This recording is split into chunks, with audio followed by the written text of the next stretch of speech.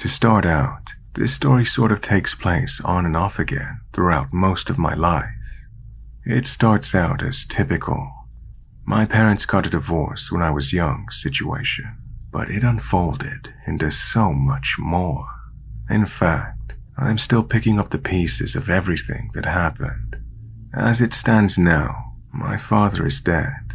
It was ruled as a suicide, but I think that was only half of what happened. I'll talk about everything that led up to this, but more importantly, I believe that Mary definitely had a hand in what happened. My mother and father divorced when I was around 4. Almost everyone I know has gone through some sort of similar situation. I have 2 brothers, one older and one younger. We saw my father about every other weekend. He paid child support. You get the gist. One weekend visit, my father introduces us to a woman he's seeing. She's named Mary. Her eyes and hair are dark, and her skin is pale. She had an obsession with the color red. Something was immediately off to me, but I didn't really start to know what she was capable of until later. I didn't know it at the time, but Mary is one of the main reasons my parents got divorced. My father cheated on my mother with her. He met her while he was working as a waiter at Red Lobster. When he moved over to his career at a casino as a slot machine repairman, she followed. Mary would follow my dad everywhere. They got married pretty quickly after my mother and father divorced. I never even knew there was a wedding until later. My mother hated her, but she never badmouthed my father or Mary in front of my brothers and I. She felt that it was important for us to make judgments for ourselves, even if this woman was a part of the reason her marriage was broken up. We continued to visit what was now Dad and Mary's house. On our scheduled time with Dad, I always associated their house with red. Their house was always decorated with strawberries. Mary liked red sheets. She had red sweaters and pants. It was weird. Mary was just unnecessary drama for a while. Things like buying us toys that we could only keep at my dad's and Mary's house, or saying that she and my father wanted custody of us instead of my mom. I feel like these things were harmless in a way. Every divorcing couple probably has some sort of variation. Things carried on like this for a couple of years. We would have a special variation of Christmas or Easter or whatever, aside from what we celebrated with my mom. I was about 7 or 8 when I remembered the first incident that confirmed that I knew this wasn't right. My brother was a super curious child, and he was about 4. He'd scooted a dining table chair to the fridge to get to a cereal box on top, and when he reached up, he pulled down a handgun instead of a cereal box. I panicked and got my dad, who acted really funny about it. My memory is fuzzy, but I remember going home early that weekend. My dad didn't know the gun was there because it was Mary's. It was at this point that my mom started to have trouble with us going over there. My father got worse about being able to come pick us up. He was unreliable for the most part to begin with, but I know that he was 10 times worse when he was around Mary. My mom told me later, when I was much older, that Mary called our house around the time of the gun incident and said, "I want your life." My mother is a really tough lady. She grew up in East LA in California. This scared her. She was gonna get a restraining order soon. I guess what Mary meant was that she wanted my mom's stability. Even as a single mom with 3 kids, she was doing very well for herself, and even dating. But even so, how long had she been obsessed with my mom before she and my father ever got divorced? What did that even mean? Not long after the phone call, my mom heard her car being smashed into one night. Someone had taken a brick and smashed the driver window. Nothing was taken. I know it was Mary. We had no way to prove it, but I just know. My dad and Mary had a baby. Her name is Madison. I only remember holding and playing with her for so long. I can't imagine all the shit she's been through. My mom met and married my stepdad pretty soon after that, and they decided that it would be best to move to Florida. We had other family there, and there weren't many jobs where we were living in Tennessee. I don't remember any problems at all when we were so far from my dad and Mary. We stayed for about a year, and then we moved back to Tennessee.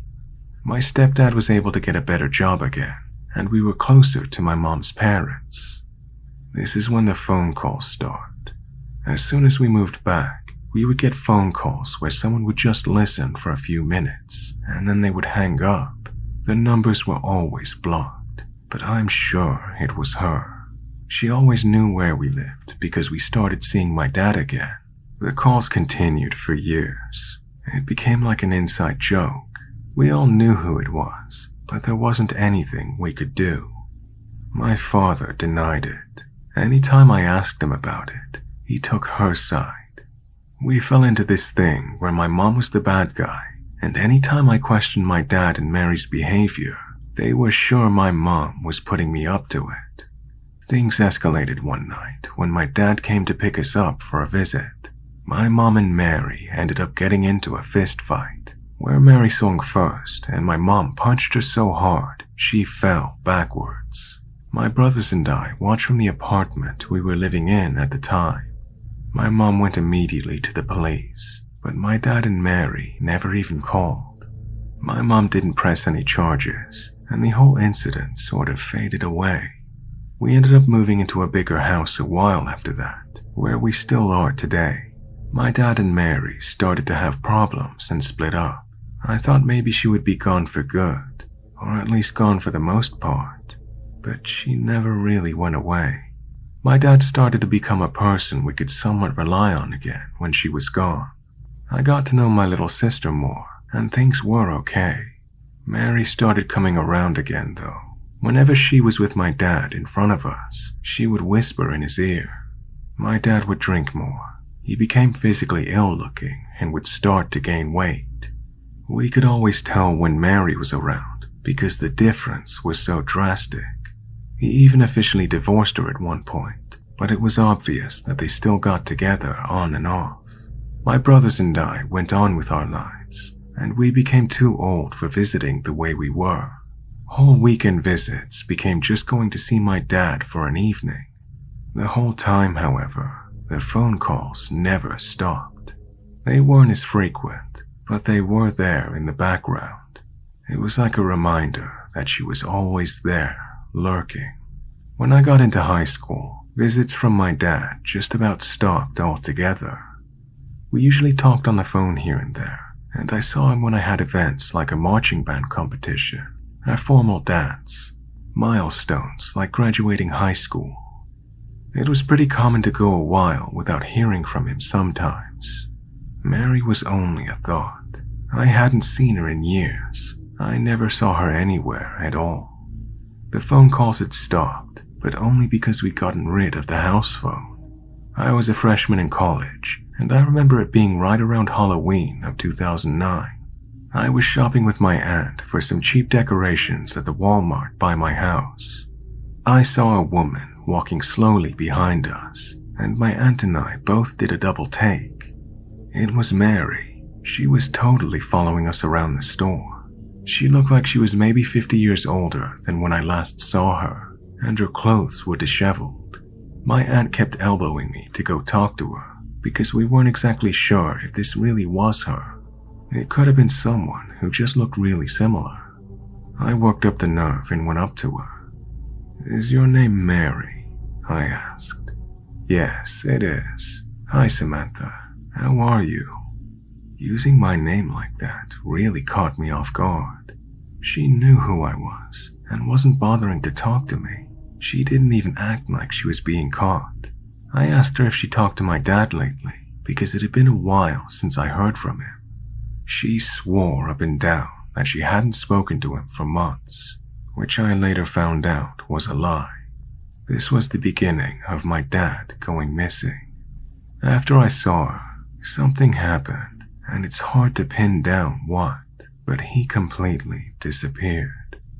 His cell phone was shut off, and when I called his work at the casino, where he'd been working for over 15 years. They said that he was no longer working there, and they couldn't tell me why. My mom and brothers and I called the police to file a missing persons report. We didn't have to wait because it had already been several weeks since we'd heard from him. They helped us make a flyer, and we looked and asked all over. Everything led back to Mary, most likely being the last one to see him alive. By the time we started talking to her, it was mid-November. My mom and I called Mary, and she would tell us that she had, in fact, seen my dad on the night after Halloween. Mary told us that he was making a noose, and this would be the last time anyone ever saw him. We honestly didn't know what to believe. My dad was an alcoholic. It wasn't uncommon for him to say dramatic stuff, but we never considered suicide. When we told the detectives what Mary had told us, they had her come in for questioning. She told the detectives a completely different story, and her dates kept changing. There wasn't any evidence of anything though, so there wasn't much they could do. The detectives did, however, tell us that we shouldn't talk to her anymore. To quote them, "We don't know what she's capable of." Things went on like this until they found him on January 4th, 2010. My dad was found dead in a storage unit. He had pulled his car in, shut the unit door, and let it run until he died.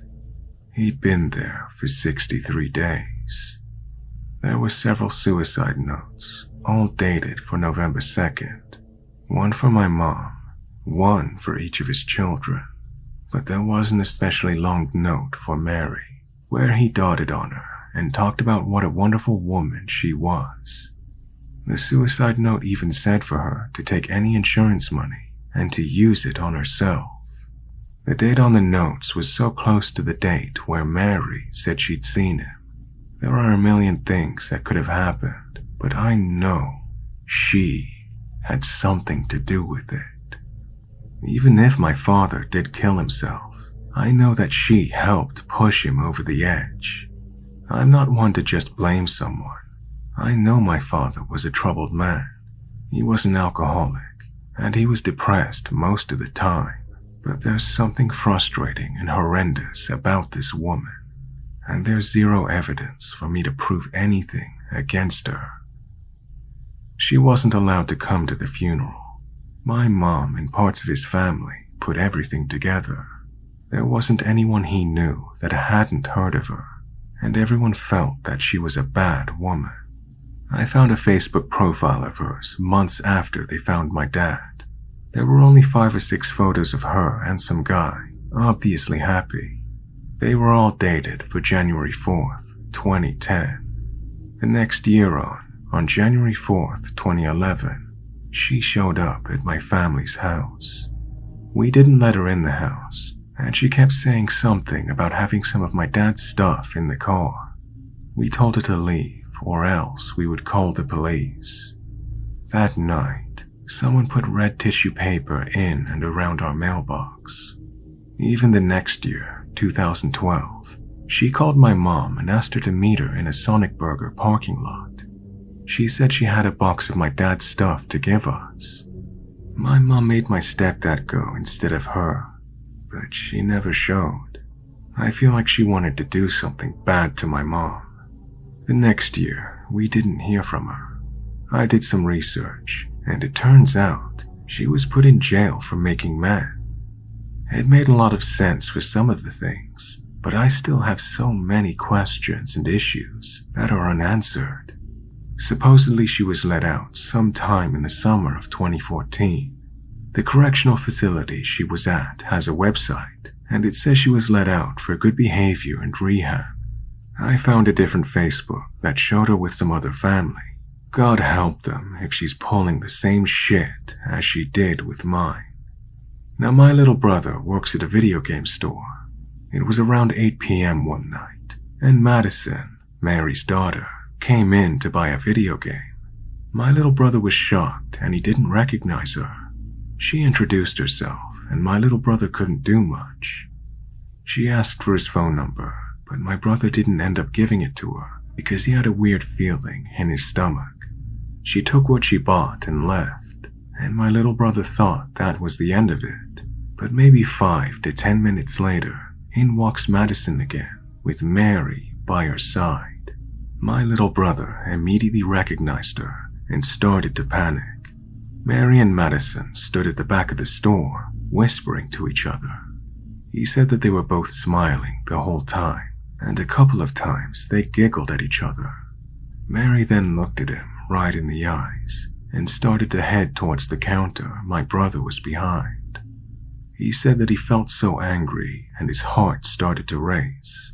Instead of trying to confront her, he walked into the back of the store and let his coworker ask if he could help her.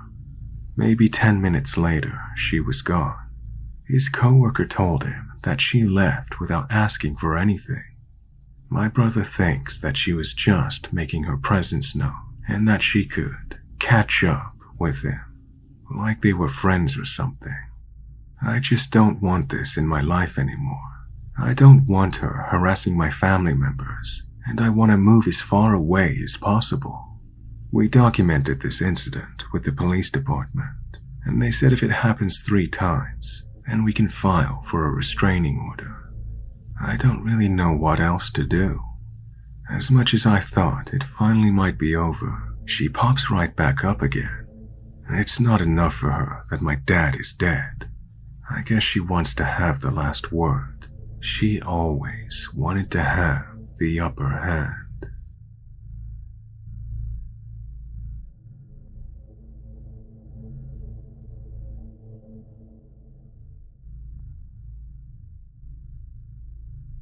I thought I would tell you my story about a creepy encounter I had 8 years ago. To allow the creepy reality of the situation to sink in, I feel I need to describe myself. I'm a woman, 5 foot exactly and about 50 kilograms, so I'm not particularly skinny, but I suppose I had a bit of fat and muscle on me. The one seemingly universal thing that people notice about me when they find out my age is how young they think I look. It may be due to my height or to my small, round baby face. I don't know, to be honest. All I know is I'm 25 now, but many people assume I'm under 18. So when I was 17, it was common for many people to assume I was about 12 to 13. To start off my story, I'll give you some background information. My parents love traveling, so they're always going off somewhere. Their next trip was to Tasmania for 2 weeks to do the Cradle Mountain walking group, as well as visit other various sites. I was 17 at the time, and it was the school holidays, but I wasn't particularly interested in going with them. My parents decided it'd probably be better for me to stay with my nan up in Sydney, because I was going through a really rough time with my mental health issues, and they didn't trust me on my own. I liked the idea of staying with my nan, because her house is only a 5-minute walk to the train station, and it's only a 2-minute train ride to Miranda Fair. She has Foxtel cable TV and lived close to the park and shops. It was good for me to get out of my small town and away from all the shit I had to put up with. On one particular day, I asked my nan if I could go to Miranda Fair. I told her I'd be okay on my own, and I'd have my phone with me if anything happened. She seemed concerned, but she eventually let me go. I got to the station, paid for my ticket, and found there weren't many people waiting. I got to a seat and sat down and started listening to my MP3 whilst waiting for the train to arrive. I looked up to my left and barely noticed the guy who looked in his mid-30s sitting on a seat a few meters away from me. He was a smallish and skinny-looking guy, short, messy, dark hair, unshaven and wearing a brown jacket and jeans. He looked at me, but I didn't take any notice. A group of old ladies walked near me, and I asked if they'd like to take my seat, which they politely declined. I noticed that the same guy had turned his head in my direction, but I continued to ignore it, thinking he was staring in the distance. The train eventually pulled up, and everyone got up to pile on. I walked for the door closest to me, and I figured that since it was only a 2-minute ride, I wouldn't bother sitting down.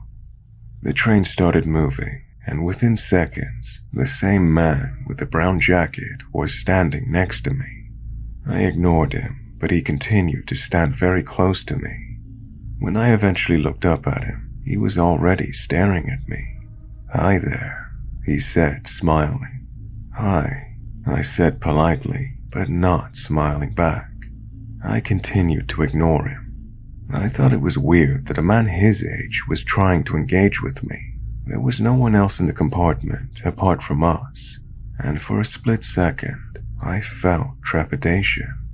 "Come down the bottom and sit with me," he said, smiling and gesturing to the compartment below. I looked around me to find no one standing by. A feeling in my gut made me feel slightly sick. It was just me and him. He was staring at me intently, and I felt myself follow him. I didn't want to appear like I was rude. I mean, all he wanted to do was sit. We sat down, and I sat in the seat opposite him, staring out the window. "Do you live around here?" he asked, still smiling that creepy smile. "No," I replied. "Are you visiting?" "Yeah." "That's cool. Who are you visiting?" He was leaning closer in his seat. He seemed way too enthusiastic for such simple small talk. "Family," I said. At this point, that feeling in my gut is so much worse. Who the hell was this guy, and why was he so interested in me? We sat in silence, and I stare out the window, and he chances a few lingering stares at me. The hairs on my neck start prickling, and I can't stop fidgeting with my hands. I decided to get up and walk back to the top compartment as I was nearing my station. I remember the silent mantra in my head, playing over and over again. "Please don't follow me. Please don't follow me. Please don't follow me." It was futile, however, as I heard his footsteps behind me and a sudden touch on my arm. I froze. "You heading to Miranda too?" "Same here," he smiled, and all I remembered is my gut dropping. I'm not sure how he could have noticed the look on my face. I wasn't smiling. I wasn't happy. I wanted him to fuck off. The doors opened, and I quickly got out at my stop. A strange man followed me. I tried to walk fast, but he kept up with me. By this point I was scared. I didn't know what he was capable of, who he was, or what his intentions were. He was chatting to me casually. I don't even remember what he said. He didn't seem to care that I was taking zero notice of him, nor responding to anything he said. As we're nearing the mall, he sticks his hand out for a handshake and introduces himself as Steve. I felt obligated to shake it and tell him my name. My handshakes are usually firm, but this time it was like a limp fish. "So, are you hungry? I'll buy you lunch." "No." "Do you want a milkshake or something?" No. By this point, it sinks in that this creep wasn't just really bad at picking up on social cues. In my mind, he was a predator, plain and simple. I knew I had to shake him off, but I didn't know how. As we got closer to JB Hi-Fi, I turned to face him and say, "Well, thanks for the chat. I'm gonna head off now and look around. Nice to have met you. Bye." By this point, he should have gotten the hint that I was onto him. Yet instead, he smiles and says casually, "I will walk with you." Right now, I'm on the verge of a panic attack. Believe me, I would have loved to have told him to fuck off and leave me alone, but I was too scared. I didn't know how he'd react. Would he lash out or what? I quickly walk into the nearest shop and start browsing, whilst feeling like I was in a trance-like state. Steve was still on my tail, browsing with me. At one point, Steve walked to the other aisle briefly, and I remember seeing a man with his family. I walk over to him slowly and imagine myself asking him to save me from this man. However, as if he was reading my mind, Steve appeared before I could say anything. I was almost in tears now. I felt helpless. I walked to the middle of the store where there was a table stacked with a bunch of DVDs that were half price. My left hand was gripping the top of the table. I wasn't even looking at them. And like magic, Steve appeared beside me. "Not much here to look at, is there?"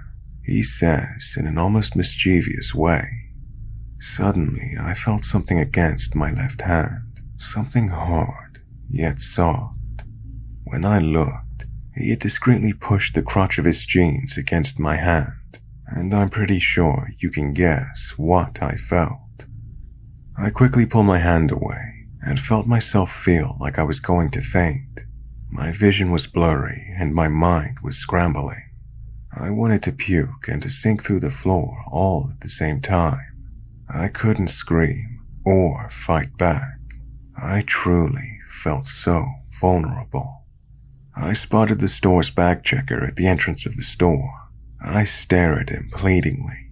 He ignores me. Everyone seemed oblivious to what was happening.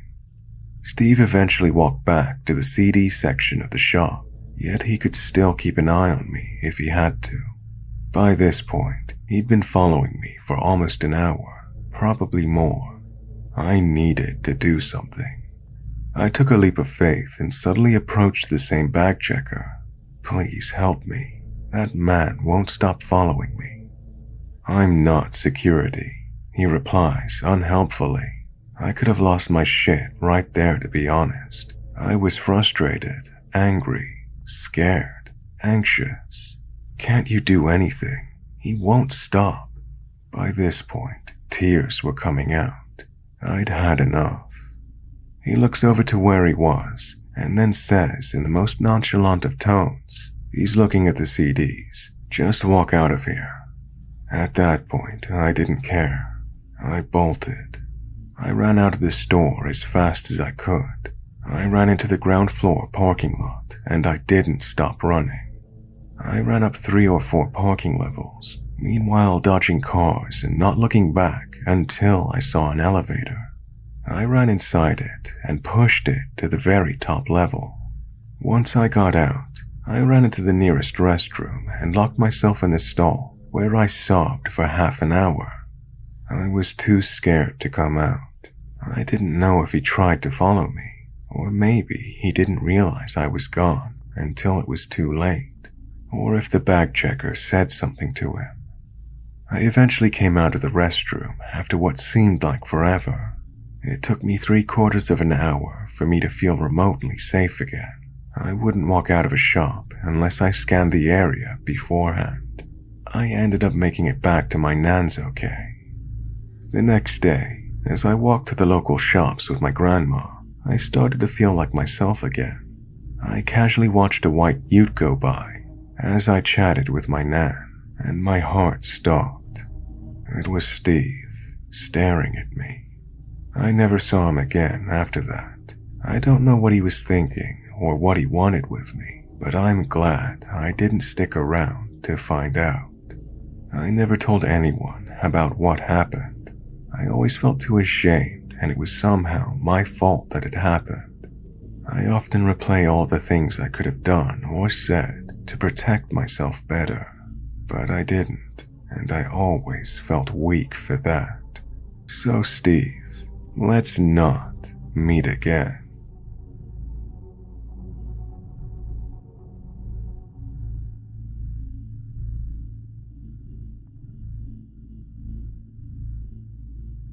I'm a 35-year-old female, and my story takes place when I was 15, but it feels like yesterday. It was the day that would change my innocent youth forever. I'm from a little village in Ireland with a population of a few hundred. The nearest town is about 10 miles away. Growing up in rural Ireland was very idealistic. Summers were spent playing football with the neighbors, or going to the lake swimming till the sun went down. I was lucky that even though the population was small and the houses are far apart, my best friend's house was only down the road. So during those summer months, Mary and I were inseparable.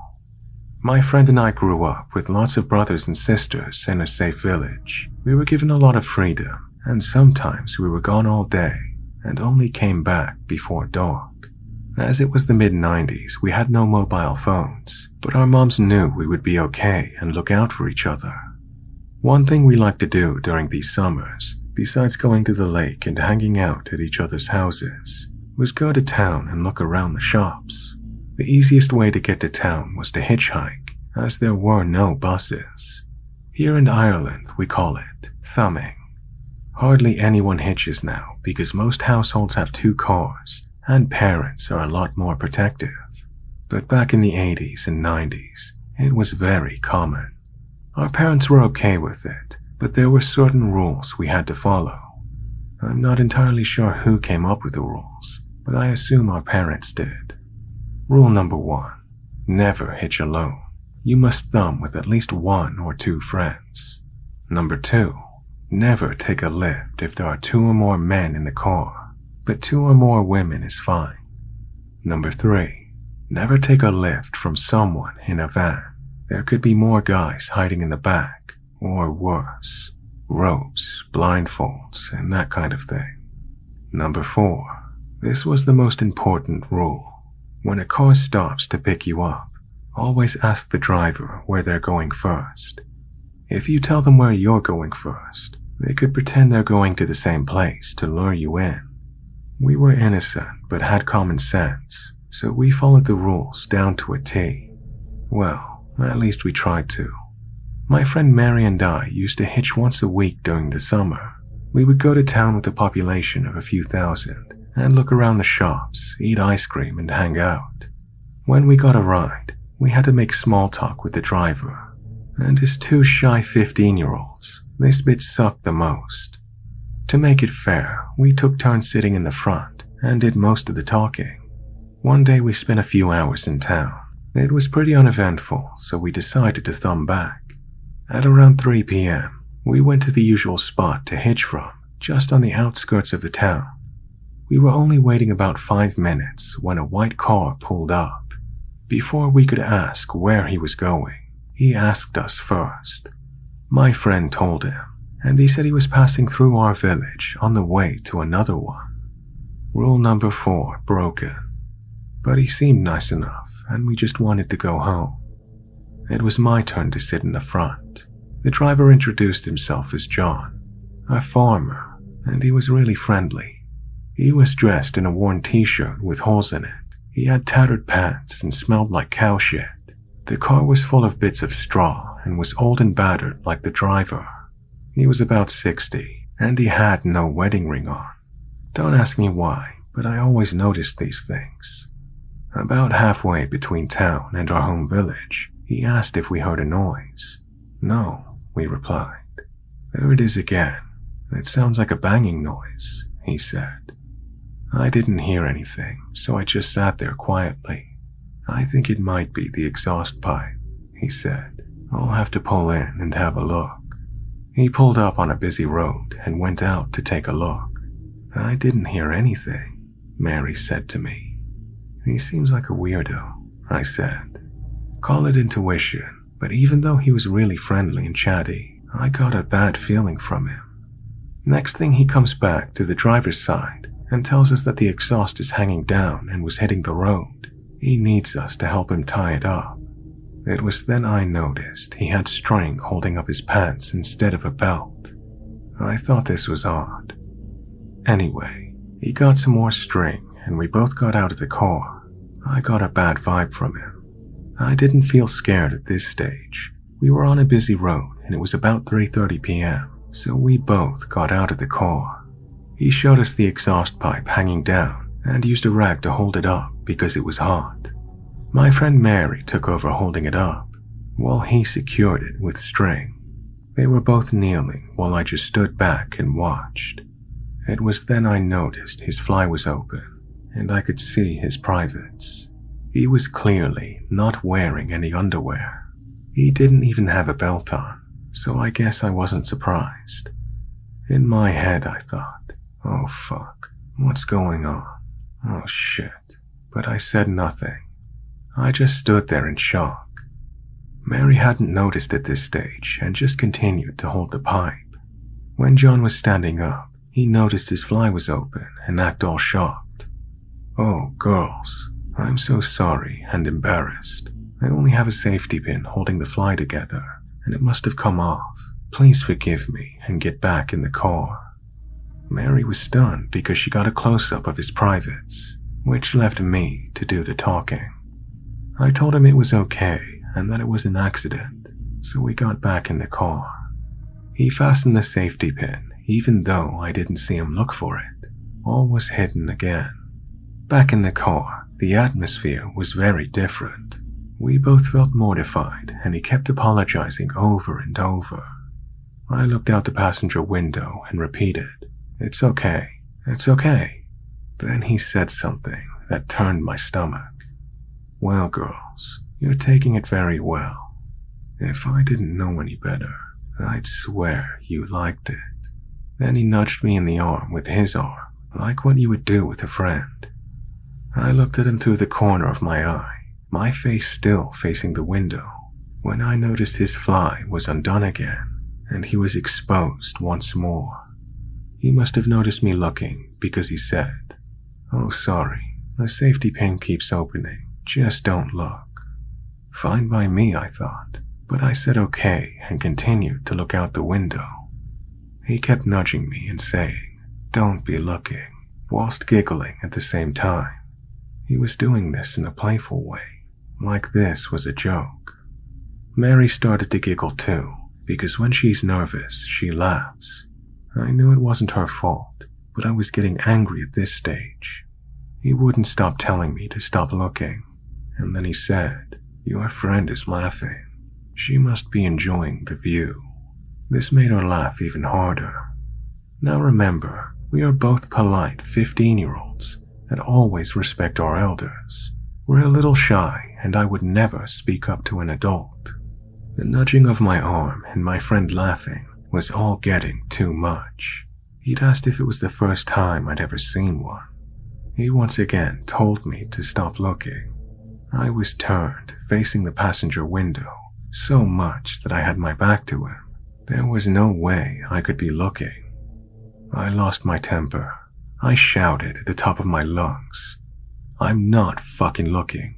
Mary, shut up fucking laughing." Silence followed. He said he was sorry, that he was only joking, and I didn't need to be so serious. I said nothing, and sat there red with temper. I should have told him to let us out. I should have told him to cover himself up, the dirty old pervert. But I was in shock too. Part of me wanted to believe it was all an innocent mistake. We finally arrived at our tiny, safe village. We got out, and he said again that he was sorry about the whole thing. My friend got her voice back and assured him it was okay. I said it was all okay and not to worry about it. I said thanks for the lift. What he said back sickened me. He looked me up and down with this creepy smile and said, "Girlies, thanks for everything." And he drove off. We were left speechless. We sat down on a nearby bench to process all of this before going home. We made a deal we would not tell our parents, or they'd never let us hitchhike again. My friend got her voice back and repeated, "Pervert, sicko, smelly bastard." He had this planned the whole time, over and over. About 5 minutes after sitting down on the bench, who drives past going the direction we just came from? Only pervert Farmer John, waving and smiling while we sat stunned. He had beeped to catch our attention. So much for passing through our village. A few months later, and the ordeal went to the back of my mind. Occasionally we would talk about Farmer John, but we made jokes about it, and we told some of our friends about what happened. One day I told a friend of mine named Brid. A cousin of hers had told her a very similar story. The cousin lived in another village about 20 miles the other direction from town. She was a few years older than us. While hitchhiking home one day, the same thing happened to her and her friend. The exhaust, the safety pin, the undone fly. It was no accident, and my worst fears were confirmed. Farmer John really was Pervert John.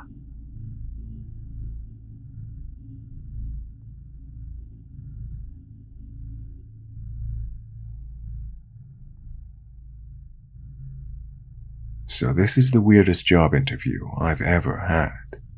This happened sometime after February 2018. My brother's community college was having a job fair, and I went thinking, hey, this is legit. I'm gonna go, take some resumes, and see what happens. So we're at the fair, a couple of cool booths, people looking for photographers, that kind of thing. And then we come across this table. I ask them what they do. We work in contracts with entertainment, they said. I hand the guy my resume. He looks at me and puts it down. He doesn't even look at my resume. He wants to schedule an interview with me, so I agree. I have to add, at the time I wasn't doing well mentally. I was in the middle of what I now know was an emotional and mental breakdown. I wasn't eating or anything.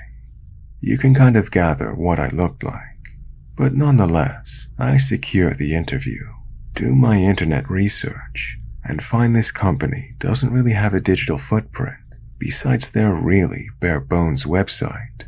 Nothing on Facebook, LinkedIn, Instagram, Indeed, nothing anywhere. The job interview was in a random building right off of a freeway, so I show up, and there's no parking near the building. I park in the neighborhood close by, go to the building, and there is this guy. I'd say he was in his mid-40s, really friendly, and helps me figure out how to get to the floor I'm supposed to be on. He says he's on his way out, and I thanked him. I then proceeded up. When I get to the floor, I realize I forgot my resume. I leave the building and walk back to my car. When I make my way back to the building, I see the same guy just standing by the window of the building. He was just standing there and staring into nothing. He seemed surprised that I was behind him and not upstairs. I then go to the job interview, and the front desk lady is a blonde girl. She's basically in a spaghetti-straped shirt and black pants, interviews me. And the strangest thing is this woman was like a tweaker. She was really skinny. She was just so thin, it didn't seem normal. Now, when I first met the guys at the job fair, they were in suits, dressed sharply, and they said they worked with DirecTV. During the interview, they basically say they're handing out Obama phones on the street. The whole office was decorated in basic Target decorations. I saw the same ones later at Target. Then the next week, they schedule me in for an interview. There is the same older guy who helped me out the previous week. But this time, he's interviewing. He has the same weird panicked look like the last time.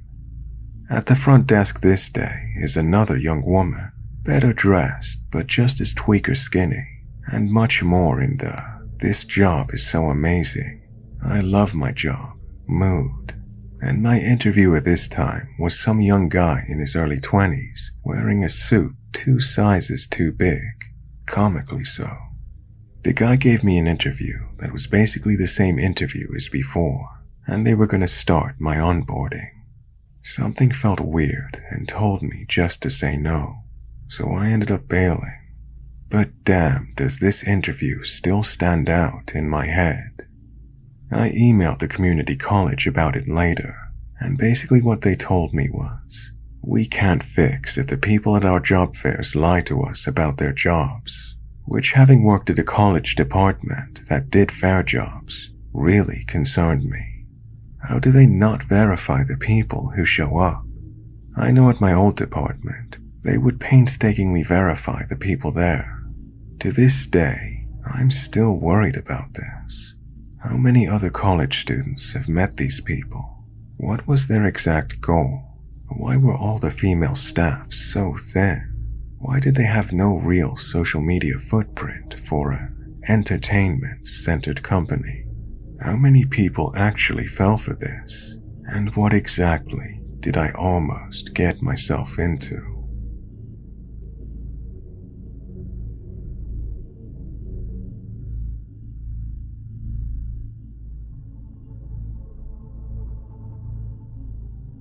I walk to most places because, being severely visually impaired, obviously I can't drive. I walk at night during the summer, which lasts anywhere from April to October if we're lucky.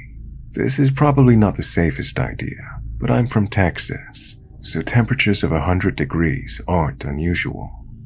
One of my usual destinations was a convenience store a few blocks from my previous house. I set out one night to get myself some Pepsi and a candy stash. Our town isn't very big, and most people drive everywhere. It's very unusual to come across anyone else on my route to the store. But that night, a man appeared out of nowhere and started talking like he knew me. He asked me where I was going, and I told him. It wasn't unusual for people to keep watch on me because I'm a hard-of-hearing blind girl with forearm crutches. This guy had no reason to be there and was walking way too close beside me.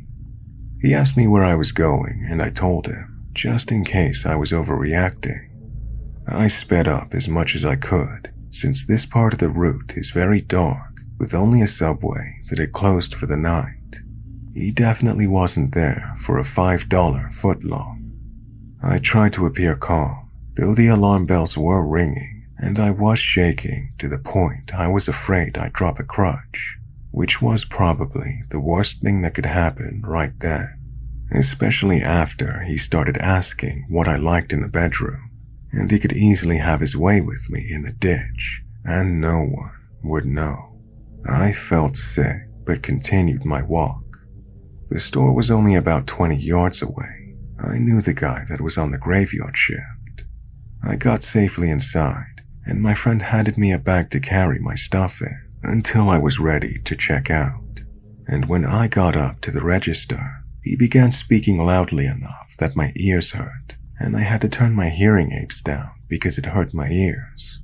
Hey sweets, did you ever find my 3DS? I played along, and he opened the half-door thing, and I sat on the stool like it was normal.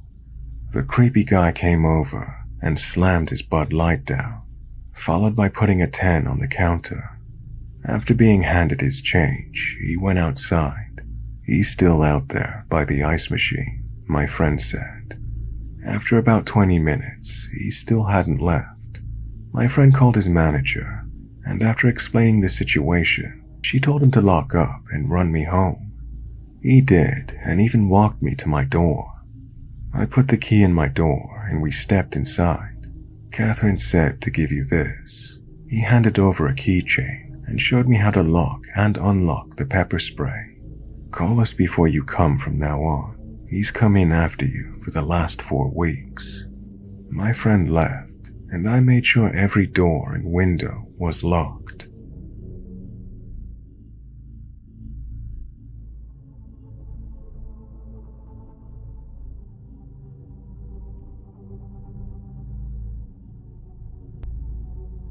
Hey guys, I hope you enjoyed that one and are doing well. If you don't mind, hit the like button and subscribe. Drop me a comment and let me know what you thought of the stories. Oh, and don't forget to hit the bell icon to turn on notifications. If you fancy checking out the perks of my Patreon or channel memberships, or want to get involved on social media, all my links are down below.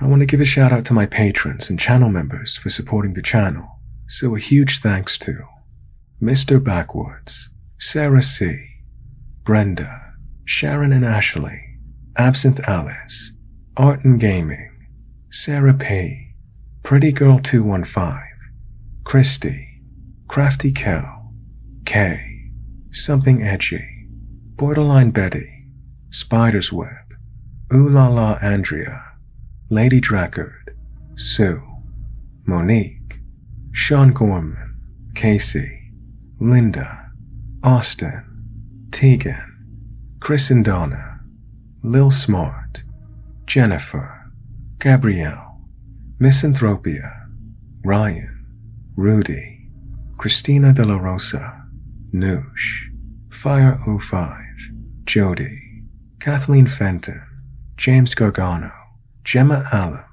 Monica Levelace, Alex, and Courtney Maxwell. Thank you very much for watching, guys, I hope you enjoyed it. I'll see you all on the next one.